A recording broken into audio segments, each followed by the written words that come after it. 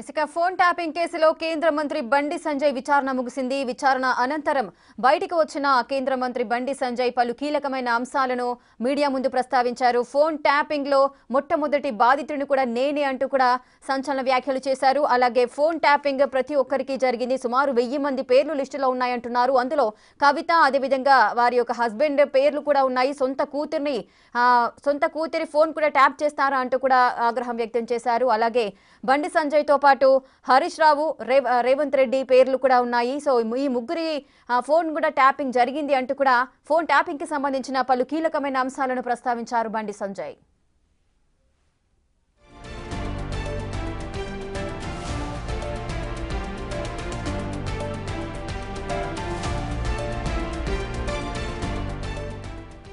ఇసుక phone tapping కేసులో కేంద్ర మంత్రి బండి సంజయ్ విచారణ ముగిసింది.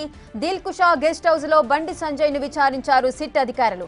సాక్షిగా ఆయన స్టేట్మెంట్ కూడా రికార్డ్ చేశారు. ఆయన తన వద్ద ఉన్న ఆధారాలను అధికారులకు అందజేశారు. ఈ అంశాలన్నింటినీ కూడా బండి సంజయ్ వివరించడం అయితే జరిగింది.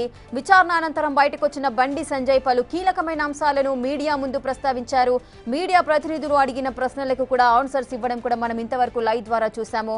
దిల్కుషా గెస్ట్ హౌస్ నుండి బయటకు వచ్చిన బండి సంజయ్ సాక్షిగా విచారణకు హాజరైన తర్వాత సాక్షిగా తన స్టేట్మెంట్ అయితే రికార్డ్ చేశారు అధికారులు. ఆయనతో పాటు రేవంత్ రెడ్డి, అదేవిధంగా హరీష్ రావు ఫోన్లను కూడా ట్యాప్ చేశారు. బీఆర్ఎస్ లోని మంత్రులు, ఎమ్మెల్యేల ఫోన్లు అన్ని కూడా ట్యాప్ అయ్యాయన్నారు. అదేవిధంగా ఆ టైంలో బీఆర్ఎస్ ప్రభుత్వం ఉన్నప్పుడు బీఆర్ఎస్ పార్టీలో ఉన్న నాయకులు కూడా ఫోన్లు మాట్లాడటానికి భయపడేవారు. వారందరూ కూడా కేవలం వాట్సాప్ కాల్స్ ద్వారా లేదంటే సిగ్నల్ ఫోన్స్ ద్వారానే మాట్లాడుకునేవారు. ఆ ఫోన్ ట్యాపింగ్ యొక్క ప్రభావం ఆ విధంగా ఉంది అంటూ కూడా బండి సంజయ్ వ్యాఖ్యానించారు. అదేవిధంగా కవిత, సంతోష్ రావుల అంటే కవిత యొక్క హస్బెండ్ సంతోష్ రావుల ఫోన్లు కూడా ట్యాప్ అయ్యాయి. సొంత కూతురి ఫోన్లు కూడా ట్యాప్ చేస్తారా అంటూ కూడా ఆయన వ్యాఖ్యానించిన సందర్భాలు నెలకొన్నాయి. సో ఈ విధంగా ఫోన్ ట్యాపింగ్ ఆధారాలను చూపించడంతో అధికారులు అయితే బండి సంజయ్కి చూపించారని చెప్తున్నారు. కేసీఆర్ గారి ప్రభుత్వంలో వాళ్ళ ప్రభుత్వ ఉన్నప్పుడు తెలంగాణ రాష్ట్రంలో అత్యధికంగా నా ఫోన్ కాలను మాత్రమే టాప్ చేశారు. నా ఫోన్ కాలను టాప్ చేశారు అత్యధికంగా.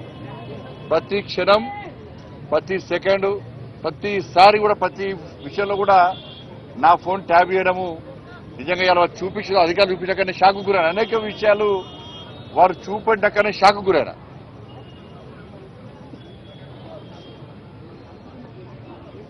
ఎంత నీచులు వీళ్ళంటే కేసీఆర్ కుటుంబము మావోయిస్టులకు సంబంధించి ఫోన్లను ట్యాప్ చేయాలి.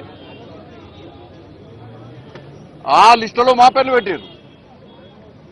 మావోయిస్టు లిస్టులో మా పేర్లు పెట్టి మా ఫోన్లను ట్యాప్ చేశారు. నాదే కాదు, అప్పుడు పిసిసి అధ్యక్షుడు ఉన్నటువంటి ఇప్పటి ముఖ్యమంత్రి రేవంత్ రెడ్డి గారి పేరు ఉంది అలా. కేసీఆర్ అల్లుడు హరీష్ రావు పేరు కూడా ఉంది అలా. వాళ్ళ ఫోన్ కూడా ట్యాప్ చేశారు. మొట్టమొదటిసారి అసలు ఫస్ట్ బాధితున్నా నేను దీనిలో. నేను మొట్టమొదటిసారి ఫోన్ ట్యాపింగ్ వ్యవహారంలో ఫస్ట్ టైం స్టేట్మెంట్ ఇచ్చింది కూడా నేనే. నేను గతం నుంచి చెప్తున్నా, ఇది మూర్ఖత్వ ప్రభుత్వము. వీళ్ళకు వావి వరుసలు ఏంలో వీళ్ళకు. ఇవాళ మంచి పండుగ, ఇవాళ రేపు ప్రధానమైన పండుగ. బంధాలు, అనుబంధాలకు సంబంధించినటువంటి ఇవాళ పండుగలు. ఇవాళ అమ్మవారి పండుగ అనేది వరలక్ష్మి శుక్రవారం, రేపు రాఖీ పండుగ. ఇవాళ ఇన్ని పండుగలైనా కూడా ఇవాళ వేలాది మంది ఇవాళ భారతీయ జనతా పార్టీ కార్యకర్తలు పండుగలు వదిలిపెట్టి తరలి వచ్చారు ఇవాళ. కానీ అప్పుడు కేసీఆర్ ప్రభుత్వంలో వావి వరుస లేవు. వాళ్ళకు తల్లి లేదు, నా తండ్రి లేడు, నా అక్క లేదు, నా చెల్లి లేదు. వాళ్ళకు నా కుటుంబ సభ్యుల ఫోన్ ట్యాప్ చేసిర్రు. నా ఫోను, నా కుటుంబ సభ్యులది, మా సిబ్బందిది, లాస్ట్కు మా ఇంట్లో పనిచేసే వర్కర్లు కూడా. మాది పక్క పెట్టు, సొంత కేసీఆర్ బిడ్డ కూడా ఫోన్ ట్యాప్ చేశారు. కేసీఆర్ అల్లుని కూడా చేసిర్రు. వీళ్ళని ఏమనాలో తెలంగాణ సమాజం ఆలోచించాలి. అధికారులు నా దగ్గర ఉన్న సమాచారం నేను నిన్న కానీ మొన్న కానీ చాలా మంది మాజీ అధికారులతో మాట్లాడినా నా దగ్గర ఉన్నటువంటి ఆధారాలు కానీ నాకున్న సమాచారాన్ని కానీ పూర్తిగా వాళ్ళకు రిపోర్ట్ ఇవ్వడం జరిగింది. వాళ్ళు చెప్తున్న విషయాలు ఇంటుంటే ఎంత ఆశ్చర్యం అనిపించిందంటే ఇంత ఘోరమైనటువంటి పరిస్థితి ఇది. వాళ్ళు చెప్పే విషయాలు ఇంటుంటే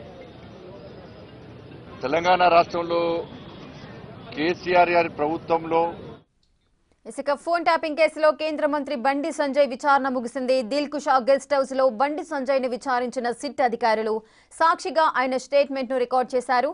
ఆయన తన వద్ద ఉన్న ఆధారాలను అధికారులకు అందజేశారు.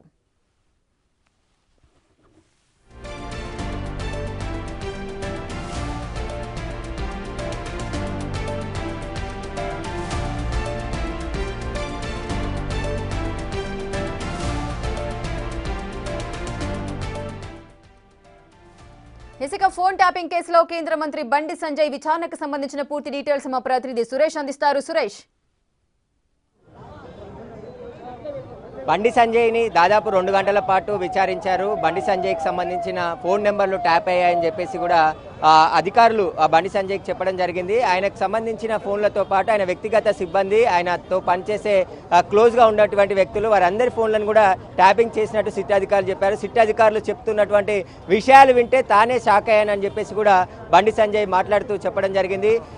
కేటీఆర్ సంబంధించి కేసీఆర్ సంబంధించి తప్ప మిగతా అందరి ఫోన్లను కూడా ట్యాపింగ్ చేశారు. సొంత అల్లుడైనటువంటి హరీష్ రావు, కవిత ఫోన్ నెంబర్ను కూడా ట్యాపింగ్ చేశారు కేసీఆర్ ప్రభుత్వంలో అని చెప్పేసి ఆయన సంచలన వ్యాఖ్యలు చేయడం జరిగింది. అంతేకాదు ఈ కేసును సిబిఐకి అప్పగించాలి, ఎందుకంటే జడ్జిలు అనేక మంది ఫోన్లను ట్యాప్ చేశారు కాబట్టి వారిని సిట్ విచారించలేదు కాబట్టి సిబిఐకి అప్పచెప్తే సిబిఐ మొత్తం ఈ కేసుకు సంబంధించి ఎవరిని కూడా వదిలిపెట్టకుండా విచారించి అరెస్టులు చేస్తుంది. ఇప్పటి వరకు కేటీఆర్ని అరెస్ట్ చేశారని చెప్పేసి కూడా ఆశించాము, కానీ ఇప్పటి వరకు కూడా ఎవరిని అరెస్ట్ చేయలేదు. పోలీసులను 2-3 అరెస్ట్ చేసి ఇప్పటి వరకు ఇన్వెస్టిగేషన్ చేస్తున్నామని చెప్తున్నారు తప్ప రాజకీయ నాయకులను ఎవరిని కూడా అరెస్ట్ చేయలేదని చెప్పేసి కూడా బండి సంజయ్ మాట్లాడుతూ చెప్పడం జరిగింది. తాను బీజేపీ రాష్ట్ర అధ్యక్షుడిగా పనిచేసిన సమయంలోనే అనేక ఇబ్బందులు, తాను ఏదైనా ప్రోగ్రాంలు ప్రిపేర్ చేసుకుంటే ముందుగానే వాటిని ఫోన్ ట్యాపింగ్ దగ్గర విని తనను కట్టడి చేసి అక్రమ అరెస్టులు చేసేవారని చెప్పేసి కూడా బండి సంజయ్ మాట్లాడుతూ చెప్పడం జరిగింది. మళ్ళీ విచారణకు పిలిస్తే వస్తాను, తాను కేంద్ర మంత్రిగా కాదు ఒక సాధారణ ప్రౌఢుడిగా వచ్చి విచారణకు హాజరయ్యాను. అదేవిధంగా గతంలో ప్రతిపక్ష నాయకుడిగా ఉన్నటువంటి సీఎం రేవంత్ రెడ్డి ఫోన్ కూడా ట్యాపింగ్ చేశారు. సీఎం రేవంత్ రెడ్డిని కూడా పిలిచి విచారించాలి అని చెప్పేసి కూడా ఆయన డిమాండ్ చేయడం జరిగింది. ఇంకా తనతో పాటు అనేక మంది ఫోన్లను కూడా కేసీఆర్ ప్రభుత్వం ట్యాపింగ్ చేశారు. మావోయిస్టులకు సంబంధించి మావోయిస్టుల కోసం పనిచేయాల్సినటువంటి ఎస్ఐబి కేవలం పొలిటికల్ నాయకులు ఏం చేస్తున్నారు, ఎక్కడికి వెళ్తున్నారు, ఏం మూవ్మెంట్ చేస్తున్నారు అవి తెలుసుకోవడానికి వాడారు. నా ఫోన్ నెంబర్ని కూడా మావోయిస్టుల లిస్టులో పెట్టి నెంబర్ ట్యాపింగ్ చేశారని చెప్పేసి కూడా బండి సంజయ్ చెప్తున్నారు. అంతేకాకుండా రేవంత్ రెడ్డి ఫోన్ కూడా మావోయిస్టుల పేర్లో పెట్టి ఆ ఫోన్ ట్యాపింగ్కు పాల్పడ్డట్టు సిట్ అధికారులు చూపించారని చెప్పేసి కూడా బండి సంజయ్ తీవ్రమైన ఆరోపణలు చేస్తున్నాడు. ఖచ్చితంగా కేటీఆర్ని అరెస్ట్ చేయాలి, వారికి తగిన శిక్ష కూడా వేయాలి అని చెప్పేసి కూడా ఆయన డిమాండ్ చేస్తున్నారు. దిల్కుషా గెస్ట్ హౌస్లో దాదాపు 2 గంటల పాటు ఆయనని విచారించిన అనంతరం ఆయన దగ్గర ఉన్నటువంటి ఆధారాలు కూడా కొన్ని సిట్ అధికారులకు ఇచ్చాను. ఇంకా చాలా విషయాలు మాట్లాడాను కాబట్టి లోపల జరిగిన విషయాలు బయటికి చెప్పలేను, కొన్ని మాత్రమే నేను చెప్తున్నానని చెప్పేసి బండి సంజయ్ మాట్లాడడం జరిగింది. ఇంకా మళ్ళొకసారి పిలిస్తే విచారణకు హాజరు కావడానికి కూడా నేను సిద్ధంగా ఉన్నానని చెప్పేసి కూడా బండి సంజయ్ చెప్తున్నాడు. కేసీఆర్ ప్రభుత్వంలో బీజేపీ ఎక్కువగా బాధపడింది, నేనే మొదటి బాధితుడిని అని చెప్పేసి కూడా బండి సంజయ్ చెప్తున్నాడు. ఎందుకంటే కాంగ్రెస్లో కేవలం రేవంత్ రెడ్డి ఒక్కడే సఫర్ అయ్యాడు, కానీ బీజేపీలు మొత్తం కేసీఆర్ వల్ల సఫర్ అయింది అని చెప్పేసి కూడా చెప్తున్నారు. గ్రూప్ 1 పేపర్ లీక్ అయిన సందర్భంలో కూడా ఉద్యమ కార్యాచరణకు ప్రకటించిన సందర్భంలో తనకు సంబంధించిన ప్రొటెక్షన్ ప్రోగ్రామ్స్ అన్నీ కూడా ముందే తెలుసుకొని వారిని బెదిరించే ప్రయత్నం చేశారు. అదేవిధంగా గ్రూప్ 1 పేపర్ ఎగ్జామ్కి సంబంధించిన హైకోర్టులో విచారణ జరిగే న్యాయమూర్తుల ఫోన్ నెంబర్లను కూడా కేసీఆర్ ట్యాపింగ్ చేశాడని చెప్పేసి బండి సంజయ్ ఆరోపించాడు. అసలు తీవ్రమైన ఆరోపణలు బండి సంజయ్ చేశాడు. వీటన్నిటిపై విచారణ జరపాలంటే కేంద్రంలో ఉన్న సిబిఐతోనే సాధ్యమవుతుంది, సిబిఐకి అప్పచెప్పాలి అని చెప్పేసి కూడా ఆయన డిమాండ్ చేయడం జరిగింది. ఖచ్చితంగా సిబిఐ ద్వారా విచారణ చేస్తే అన్ని విషయాలు బయటకు వస్తాయి, ఎవరున్నా కూడా వదిలిపెట్టకుండా అరెస్ట్ చేసి జైల్లో పడేస్తామని చెప్పేసి కూడా ఆయన చెప్తున్నాడు. సంవత్సరంన్నర నుంచి కూడా ఎదురు చూస్తున్నాను కేసీఆర్ కేటీఆర్ని రేవంత్ రెడ్డి ప్రభుత్వం అరెస్ట్ చేస్తారని చెప్పేసి, కానీ ఇప్పటి వరకు అరెస్ట్ చేయట్లేదు.